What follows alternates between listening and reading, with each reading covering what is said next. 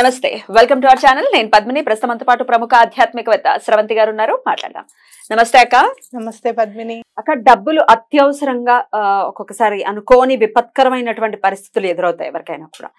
So చాలా అవసరం అండి, ఇప్పుడు ఎటువంటి పరిస్థితుల్లో నాకు డబ్బు కావాలి, ఇంత అమౌంట్ లంసంలో కావాలి అనుకునే వాళ్ళకి ఏదైనా ప్రత్యామ్నాయం ఉందా? అంటే అప్పు పుట్టట్లేదు, అప్పు చేయడానికి మనస్కరించట్లేదు, ఎలా తీరుస్తామో మాకు తెలియదు, కానీ ఏదో ఒక మాకు వే దొరకాలి అని అనుకుంటే ఏదైనా ఆల్టర్నేటివ్ ఉందా? తప్పకుండా చెప్తాను పద్మిని. ఒక రిచువల్ ఉంటే మేనిఫెస్టేషన్ మనం ఎలా చేయాలి అనే దాని మీద మనం ఆలోచిస్తే గనక మనం ఎలా చేసుకోవాలి అంటే గనక ఇట్లాంటిది ఒక వైట్ పేపర్ తీసుకోండి.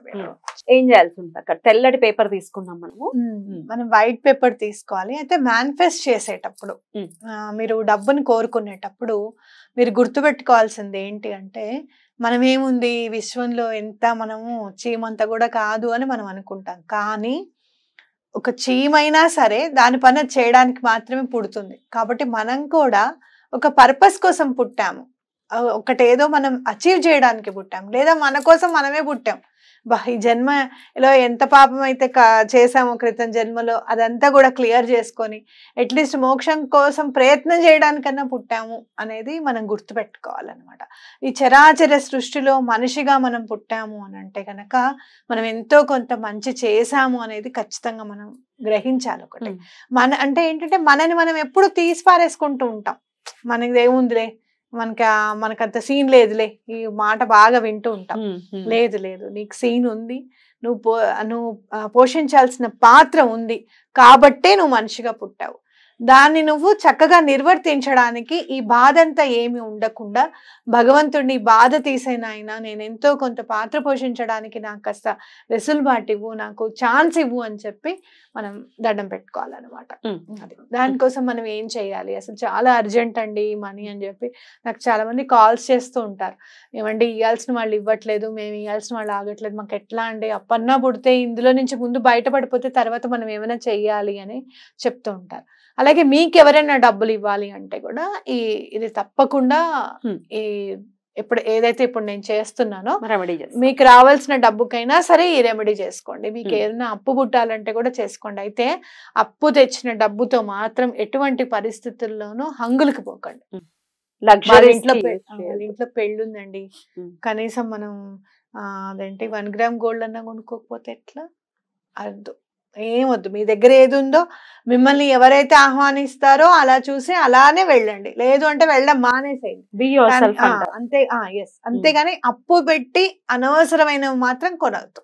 ఓకే అక్క, మరి ఏం చేయాలి? రెమెడీ ఏంటి? ఇప్పుడు మనం ఏం చేయాలి అని అంటే, మనకి కావాల్సిన వస్తువుల గురించి మనం చూసుకుందాం. రెమెడీ చేసుకోవడానికి ఒక వైట్ పేపర్ కావాలి మనకి, అలానే ఇట్లా ఒక 3 కాయిన్స్ కావాలి. 3 కాయిన్స్ కావాలి.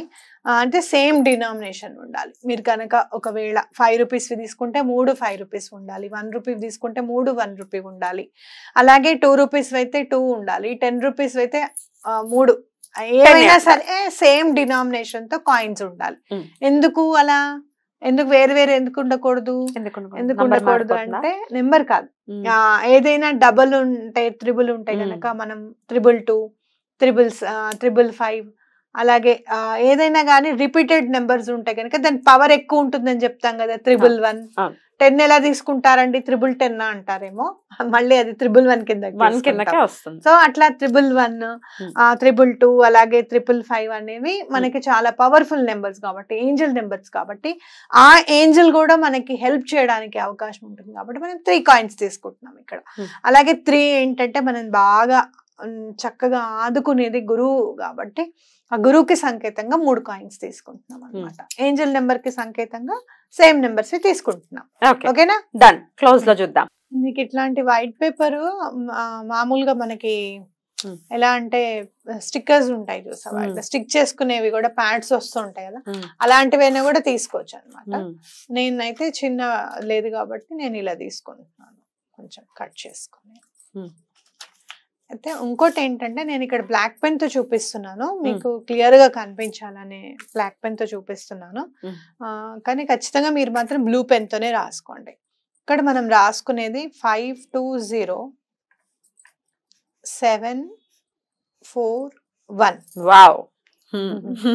520741 అలాగే మీకు ఇంట్రెస్ట్ ఉంటే గనక వెనకాల కూడా 8,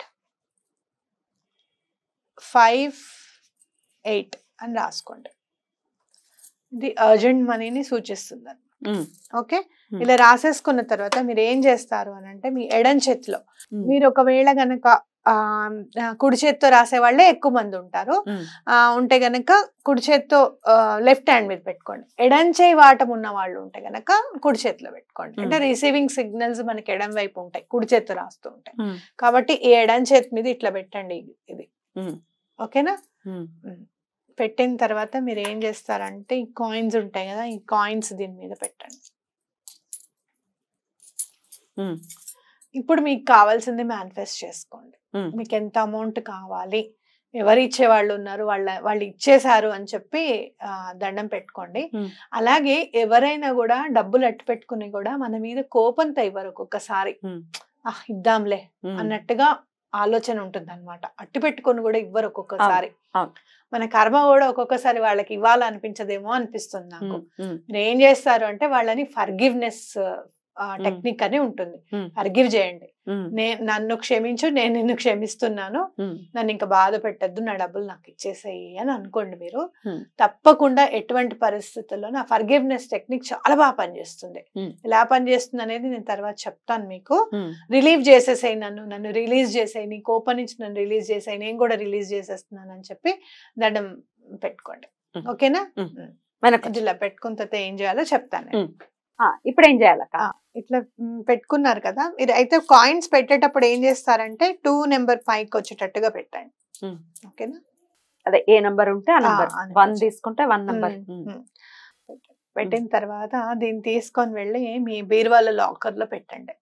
పెట్టేటప్పుడు మీకు ఎవరైతే మీకు డబ్బులు ఇచ్చేది ఉందో వాళ్ళు ఇచ్చిన డబ్బులు మీరు పెట్టుకుంటున్నట్టుగా, లేదు అంటే కనుక మీరు బ్యాంక్ లో వాళ్ళు ట్రాన్స్ఫర్ చేసినట్టుగా ఊహించుకొని పెట్టుకోండి. వాళ్ళు క్యాష్ ఇవ్వరండి, వాళ్ళు ట్రాన్స్ఫర్ చేస్తాను అనుకుంటా, వాళ్ళు ట్రాన్స్ఫర్ చేశారు, మీరు ఆ నెంబర్ అది రిసీవ్డ్ అని మనకి వచ్చింది అనేది చూసుకోండి చక్కగా. ఇవాళే చూడండి, ఇవాళే పడింది అన్నట్టుగా మీరు మేనిఫెస్ట్ చేసుకోండి. తప్పకుండా వాళ్ళు రిటర్న్ చేస్తారు అమౌంట్ మీకు. అంతే. మరి ఈ పేపర్ ని తర్వాత ఏం చేయాల్సింది? మీకు ఎప్పుడైతే మీకు రిటర్న్ వచ్చేస్తుందో అమౌంట్ రిటర్న్ రాగానే ఏదైనా అన్నదానానికి ఖర్చు పెట్టండి. ఈ కాయిన్స్ ఏవైతే ఉన్నాయో మీకు చాలా హెల్ప్ చేశాయి కదా, అమౌంట్ రావడానికి అని చెప్పి హెల్ప్ చేశాయి కదా, ఇవి తీసుకెళ్ళి మీరు దేవుడి హుండీలో వేసేసండి. ఈ పేపర్ కూడా మీరు హుండీలో వేయచ్చు, గ్రాటిట్యూడ్ చూపించచ్చు భగవంతుడికి. నాయన మాకు వచ్చింది డబ్బులు అనుకున్నట్టుగా, మేము ఇలా రాసినందుకు మాకు యూనివర్స్ హెల్ప్ చేసింది అని చెప్పి తప్పకుండా మీరు హుండీలో వేయచ్చు. లేదు ఈ కాయిన్స్ హుండీలో వేసి మనం ఎప్పుడు యూనివర్స్కి ఎట్లా పంపిస్తాం, ఆ పేపర్ ని కాల్ చేసి యాషెస్ ని బూడిదని చక్కగా ఉప్పని ఊదేసి పంపించేస్తాం. మీరు అలా ఎందుకు అని అనుకుంటే గనక, మీరు హోమంలో వేసే ద్రవ్యాలన్నీ కూడా బూడిద రూపంలోనే కదా మిగులుంటాయి, అవునా కదా? వెళ్ళి స్వామి అలానే కదా తీసుకుంటారు కదా. అలానే ఇది కూడా యూనివర్స్ కి మీరు థ్యాంక్స్ అలానే పంపించారని చెప్పి కూడా మనం నమ్మాలన్నమాట. రైట్ అక్క. డెఫినెట్ గా అర్జెంట్ గా ఇంకా మాకు ఎటువంటి పరిస్థితుల్లో ఆ డబ్బులు రావాలి, మా డబ్బులు మాకు రావాలి, లేకపోతే అసలు డబ్బులు రావాలి, చాలా పీకల మీద ఉంది పరిస్థితి అన్నప్పుడు డెఫినెట్ గా ఇది చేసుకుని ఇంక ఇది ఎప్పుడు చెయ్యాలి అనేది అంత అర్జెంట్ ఉన్నప్పుడు ఇమీడియట్ గా చేయటమే. ఒక చిన్న టిప్ చెప్తాను నేను. ఎవరికైనా ఒక్కొక్కసారి నేను ఈ మధ్య చూస్తున్నా, మాకు 75 లక్షలు ఇవ్వాలండి, 1 కోటి రూపాయలు ఇవ్వాలండి, 1,20,00,000 ఇవ్వాలండి అని చెప్తూ ఉంటారు. అంత డబ్బు ఎలా ఇచ్చారు అని అడుగుతారు. ఎవరికన్నా ఫస్ట్ చెప్పగానే అలా ఎలా ఇచ్చారండి అని అడుగుతారు కదా. అప్పుడు మీరు ఏం చేస్తారు యూనివర్స్ కి అంటే గనక, అప్పుడు ఏదో చాలా ఇది ఇచ్చేస్తే అది వచ్చేస్తాయి అని ఇవ్వడం పొరపాటు చేశామని చెప్పి మమ్మల్ని క్షమించమని చెప్పి యూనివర్స్ ని అడగండి. ఫస్ట్ భగవంతుడిని అడగండి, ఇంకెప్పుడు అలాంటి మిస్టేక్ జరగదు, మా డబ్బులు మాకు వచ్చేటట్టుగా చూడమని చెప్పి దండం పెట్టుకొని, కొంచెం చిన్న అమౌంట్ అనుకోండి, ఒక 2 లక్షలు 3 లక్షలు వాళ్ళ దగ్గర నుంచి ఫస్ట్ అసలు రావడం అనేది అనేది స్టార్ట్ అవ్వాలి కదా, అవి ఇచ్చారు అని చెప్పి అనుకోండి. మీరు ఎప్పుడైనా కూడా మీకు చాలా పెద్ద అమౌంట్ ఇవ్వాల్సిన వాళ్ళు ఎవరైనా వచ్చి చిన్నగా మీకు ఇస్తున్నామండి అని చెప్పినప్పుడు తప్పకుండా తీసుకోండి. అయ్యో అది ఇవ్వడబోయి కొండ ఇవ్వాలి తీసుకొచ్చి ఇంత ఏదో అంటారు చూడు, ఇంత కంకర ఆయన ఇస్తున్నాడు కొండని తీయాలన్నాడు, అలా కాకుండా మీరు తీసుకోండి. ఫస్ట్ ఒక వే స్టార్ట్ అవుతుంది కదా.